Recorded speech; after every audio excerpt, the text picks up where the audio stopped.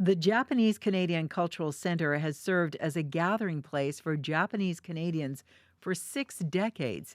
It's celebrating the milestone with a number of events, including an exhibition of the work of renowned photographer Shin Sukido. It's called Deja Vu, Split Perception as One. Tsukino's larger than life images are being displayed throughout the center. CBC producer Michaela Van Kooten spoke to him about the role the center has played in his life. I came over to Canada and then I became a photographer. It's almost like 60 years since I came in this country, and then when I was second year of they built the original culture center. I think of the pioneers in here, the lives they had to go through. And then for me as a new immigrants, what it was really shocking for me, and then it was overnight I became a minority. I'm not necessarily saying it in a negative connotation, but as a life experience, But at the same time, why I came to Canada? Because I wanted to go to school, And then it was the best thing I've done. After 60 years, the center continues to grow and evolve. Today, a huge Japanese lantern called the Akeda Tower greets visitors at the entrance. Michaela also spoke to the president of the center about the community's start and its vision for the future. My name is Chris Hope. I'm the president and board chair of the Japanese Canadian Cultural Center. Founded in 1963 by 75 families that mortgaged their own homes to build it. At that time, there was a lot of prejudice in the city. They couldn't get any commercial backing for something as novel as a cultural center. And the idea was that they would open a space that they can invite all Canadians into to share Japanese culture and to build, as they coined the phrase back then, friendship through culture. Tell me a bit about the connection of the building to Raymond Moriyama. Raymond Moriyama was the architect behind the construction of the original building. And with 75 families who put their own money up to build it, I understand he was under a lot of pressure in every community meeting. And he obviously really delivered on the vision of a building that would not only serve as a functional home for the community, but also really sort of as an original spiritual home for the community, where many of the design elements actually reflected a lot of the experiences of the Japanese Canadian community through their experience during the Second World War. This year, you're celebrating the 60 years of the JCCC. There's a concept called Kenreiki. Is that right?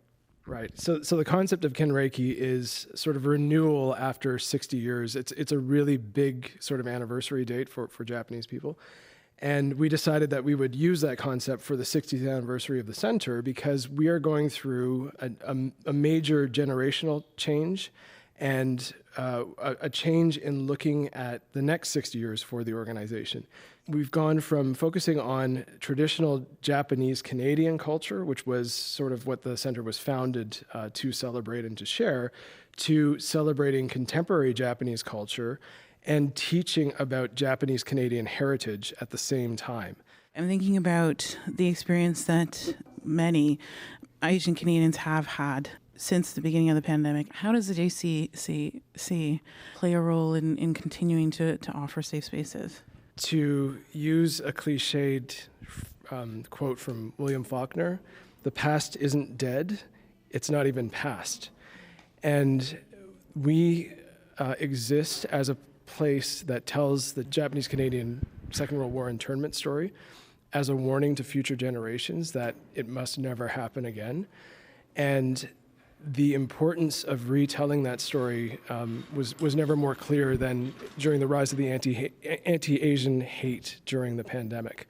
And the center, through its mission of friendship through culture and building relationships between peoples, sort of a defensive fort, I think, for functional multiculturalism, really, and showing different communities that it's so important to constantly be aware of the threats that can potentially pull us apart and proactively working against them.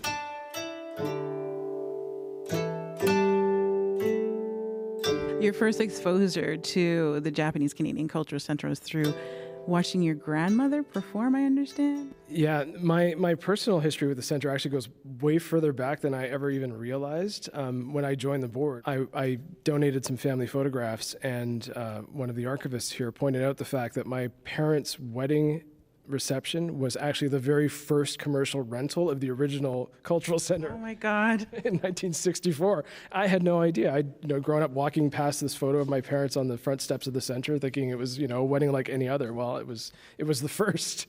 But my personal experience does begin, yes, watching my grandmother performing ancient Japanese dance performances at Caravan, actually, during probably the mid-'80s. My other fond memory is probably watching my uncle in a karate tournament taking out club after club of actually mostly American karate clubs that were coming up, who were all about like brute strength and mass and force. And the JCC club were all very diminutive, but very skilled.